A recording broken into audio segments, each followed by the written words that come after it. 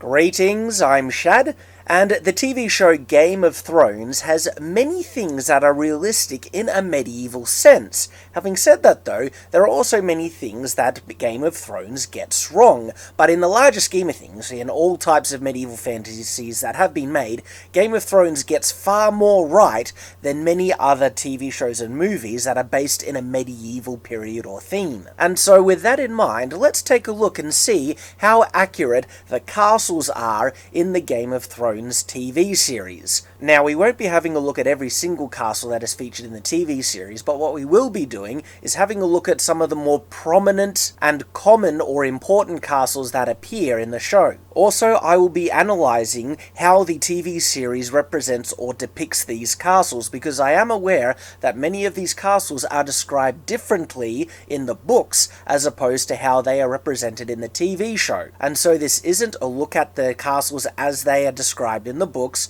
it is specifically a look at how they are shown and represented in the TV show. Now, the difficulty in doing this is that there are very few high detailed shots of the castles in the show. Because of budget constraints, most of them, when they show the castle, they are very wide off angle shots, and there's no sweeping scenes that show the castles in all their glory from every angle. Usually it's a static image showing the castle from only one angle. But I'll do the best from some of the more detailed pictures I've been able to find of these castles, and we will start with Winterfell. Now, from this angle, Winterfell looks very, very believable. And when I say that, what I mean is that every single structure I see, I could also see that structure being built in a historical setting. Nothing is so monolithically big that would have made it impractical or impossible to be built with medieval technology. And I can't see anything that is defying the laws of architecture or physics either. And so from these perspectives, it is very believable. Some of the things that stand out to me when I look at this castle is the use of hoardings around some of the towers and also other structures. And so the hoarding, or hoardings, are the wooden battlements that are fixed to the outside of some of the towers. That is very historically accurate, and they were put on castles to give archers and the defenders a platform to shoot down at their enemies, and it also provided protection from incoming arrow fire. It should be noted that a bit later on in castle design, hoardings were architecturally combined with towers and castle walls as machicolations and the regular battlements. And so when that happened, hoardings were not really needed. Now, when we look at Winterfell, we actually don't see any of the embattlements or the machicolations that were extended off from the side or top of the walls, which would then mean hoardings would be the option to go with. That also identifies the architectural style of Winterfell to be a bit older in the medieval time period. And from what I understand of the Game of Thrones lore, that does make sense. The thing that I don't see is any crenellations along the outside or the outer wall, and that is very odd. That is a defensive weakness of this castle. The other odd thing that stands out to me when I look at this castle in an objective and analytical sense is the roofs of these towers, and in some of the cases of the other building structures, but it's the roofs of the towers that particularly stand out to me. And the thing about them is that they are so flat. Now, there are, castles in other cultures, not really medieval-based cultures, but in other certain cultures, where they had such flat roofs. Now, this is a fantasy, so of course this style can be incorporated onto this castle without any problem. The problem that would actually exist is a matter of functionality, okay? What is the main theme of the House of Stark? What are their words? Winter is coming. And so out of anyone in the Game of Thrones everything, so in the Game of Thrones world, it should be the Starks and the people at Winterfell who should really understand that concept. Winter is coming, and it causes changes in many things. One of the things is snow. When winter comes, you have to deal with a lot of snow. And of course, this is called Winterfell, and so it should be built to be able to handle winter and snow. And these flat roofs are a complete contradiction on that logic. You see, when you get heavy snow, it piles up, and if you have a flat roof, it will pile up on the roof as well.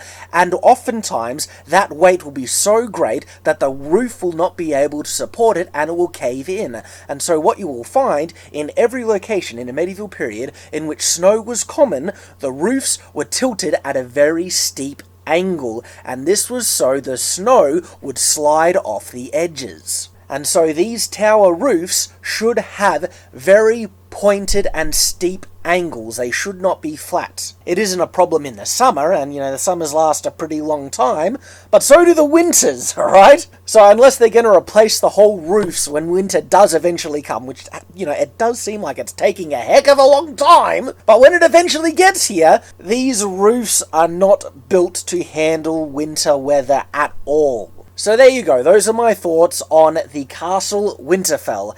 Let us move on to the Red Keep. Now, out of really all of the castles that I've seen in the Game of Thrones series, the Red Keep is the one that strikes me as most like a fantasy castle design. Now, don't get me wrong. What I mean when I say that the Red Keep strikes me as one of the stronger fantasy designs is in regards to its silhouette, its size, and also some of the architecture that's in it. I'm well aware that there are some castles in the Game of Thrones that seem very fantasy-esque, especially in regards to their location, like Pike Castle and the Eyrie. But don't worry, I'll get to them. What I mean when I say that the Red Keep strikes me as one of the stronger fantasy designs is in regards to its silhouette, its size, and also some of the architecture that's in it. Like this extended part which faces the city from the Red Keep, that is very strongly Gothic-style architecture which was never traditionally used in real historical castles. Where you do find a lot of Gothic-style influences in regards to castles are the fantasy interpretations of castles, like the Disney castle and so on. And so because of that, the Red Keep actually does have quite a fantasy-esque feel to it, especially with how tall it is and how it all kind of gets taller as you go towards the center part of the castle. Now, in regards to the other architectural styles of the Red Keep,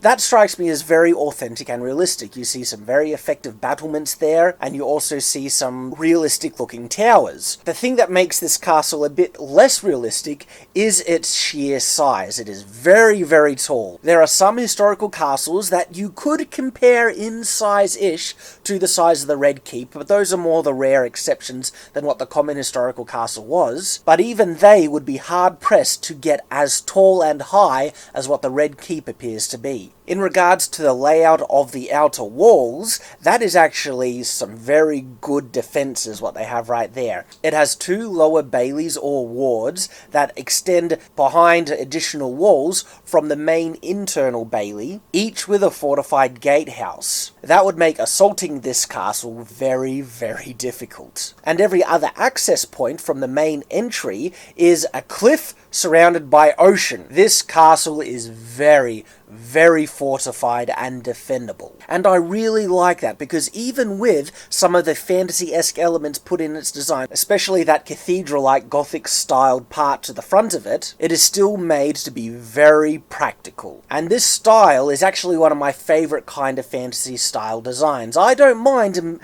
some unrealistic and fantasy-style embellishments, especially in size and grandeur, as long as we keep it grounded in realism and practicality and function. And the Red Keep really strikes me in that regard, that this is what they have done. Alright, so there you go, that is the Red Keep. Now let's move on to Castle Pike, the stronghold and seat of House Greyjoy. Now, apart from location, alright, Pike strikes me as one of the most historically authentic castle designs in the Game of Thrones. Now, it's interesting, you could kind of consider Pike as 4 different kind of castles, but they're grouped together, and each one leads to and from the other, and so it's considered, this is one castle altogether. But with each one of these individual, castle bodies, they are very, very historically authentic. They are clearly inspired by some of the earlier designs of castles, specifically the Norman keep-style castles, which were far more square and blocky than they were rounded. Also, the battlements at the top are not extended outwards from the rampart. And again, these are the style of battlements that are very common to have hoardings fixed to them in times of war. But the crenellations are there as well as individual towers. What is also extremely authentic about this castle is the lack of windows on the outside. There's barely any. What you really see are mostly arrow slits and maybe 1 or 2 windows on the higher up levels. That is very, very accurate, because windows are a huge weakness on actual real castles. Now to its location, and from a cursory look, you could consider that structures built on sea stacks like this would be extremely improbable. Well, in reality, yes and no. You see, there are some legitimate historical structures that are built on as improbable locations, almost, because the big clincher for Castle Pike is that it's at the sea or on the seashore. If it wasn't on the seashore, it would be far more plausible, because there are some actual real structures in the world that are built on very comparable kind of rock formations, just not at the sea, like the monasteries of Meteora. Just have a look at some of the rock formations that these monasteries are built upon. The difference is that these rock formations are under far less danger of erosion than if they were at the sea. You see, a sea stack, which is what several of the castle structures of Castle Pike are built upon, are formed by sea erosion. And once they are formed, they don't last forever, and their stability is also questionable. Now, if they were very stable and strong, and it would take several hundred years for the erosion to fully take out that sea stack, well then it could be plausible for you to build a structure atop it, but it would not last forever. And I think that's kind of what they're implying with Castle Pike as well, is that these sea stacks, they're slowly eroding, and so this castle is not going to, remain intact for much longer. But for the time that it would stay there, it is incredibly defensible. Like, oh my goodness, the other towers behind the first primary castle body would basically be impenetrable. You would not be able to get them from really any other location with an army sizable enough to overtake it. And the castle as a whole just looks awesome. This is a beautiful castle for its medieval authenticity and also the novelty of its unique location, which is not as unrealistic as it might appear. It's impractical, don't get me wrong, and there are far more chances of those sea stacks being unstable than they are stable, but if they were stable, well, then you might get away with it. It just definitely would not last forever. Now, much of what we've talked about Castle Pike in regards to its location can be applied to the Eyrie as well. The difference is the Eyrie is not on the seashore. And so that means if its rock foundation is stable enough, this structure could be feasibly built in reality. It would be incredibly difficult. And what they would have needed to do first is build access to the top of this rock formation, so they would have had to have built that long winding road first. But we've built comparable roads and walls like that in history. Think about the Great Wall and the mountains that thing snakes over. And once you have access to the top of this rock formation, you would then need to bring up every stone one at a time to actually build the structure. And if the foundation was stable enough, you could get away with it, because there are some historical comparisons that we can make. Of course, the real-life historical ones don't have anything near as grand as the Eyrie built atop them, but they are built in comparably difficult locations. Now, in regards to the architectural style, it's very hard. I found it difficult to find any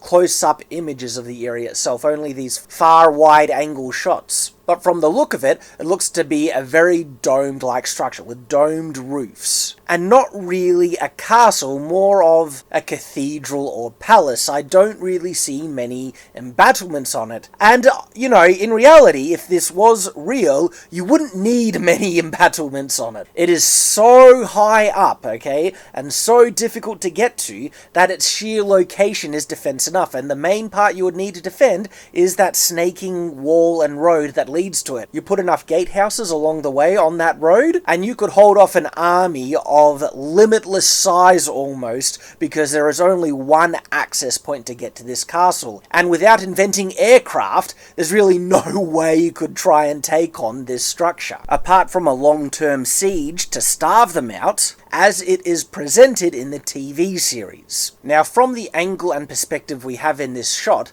the Eyrie would be incredibly big, like absolutely huge, far bigger than a castle would ever have been in history. But the Eyrie isn't really a castle. Just like I said before, it's more of a grand domed palace and cathedral than it is a castle. And historically, we do have palaces of incredible size. The thing that needs to be remembered though, even though it could be feasibly possible to build a structure like this in real life, it would be incredibly impractical and just unbelievably difficult. So much so that I don't think anyone would ever really do it in real life. But that's just my opinion, I could be wrong there. And finally, let's take a look at Dragonstone. Now, out of all the castles that we have looked at so far, Dragonstone by far is a no-fuss militaristic fortress. It doesn't care about looking fancy or embellished, it is just down and dirty, right here to do a job. Now, of course, because of its size and its imposing look, it does look grand and impressive, but there's just no embellishments to dress it up. What's also interesting about this castle, it actually has some fairly advanced defensive designs in it, specifically with those kind of spiked jutting out portions on the wall. Now, that kind of design is something that you would find more on a star fort than on an actual medieval castle. Now, a star fort, or a bastion fort, is a fortress that arises after the medieval period, and it was a style that evolved during the age of gunpowder when the cannon came to dominate the battlefield. Now, the purpose of these sharp jutting out parts on the wall was to deflect cannon fire. Now, of course, cannons don't exist in Westeros yet, so it does beg the question as to why this design philosophy was adopted in Dragonstone as opposed to other castles. But even without cannon fire, these extended portions of the wall serve a very functional purpose. It gives the defenders on the wall greater purchase to fire down on enemies. What you'll notice about the battlements on the edge of Dragonstone is that they have matriculations there. The embattlement is extended outwards a bit from the rampart on the wall, and then you have corbels holding up those embattlements, which would then have matriculations in between, which are places where the defenders on the wall can shoot arrows or drop rocks down on anyone trying to assail the walls, which, I mean, that's kind of superfluous because I don't see anyone even getting close to the walls because Dragonstone is situated on a cliff at the sea. But hey, why not? It's just, you know, further security. It gives them peace of mind. And then we come to size, and as I kind of gauge the size that Dragonstone appears to be compared to other medieval castles, I get the impression that Dragonstone is easily bigger than any historical castle ever built. That's not a criticism, because again, this is fantasy, they can get away with that. It's just important to note, so people don't get confused, that historical castles were not this big. And there you have it, these are my thoughts on the castles in the TV series Game of Thrones. I hope you have enjoyed. If you would like to learn more about the differences between the classic fantasy castle and historical castles, please go watch my video, The Castle, Fantasy vs. Reality, and until then, farewell. If you would like to support Shadowversity, or express appreciation for a video that you particularly enjoyed, please become a patron through Patreon. Your $1 donation would be absolutely wonderful.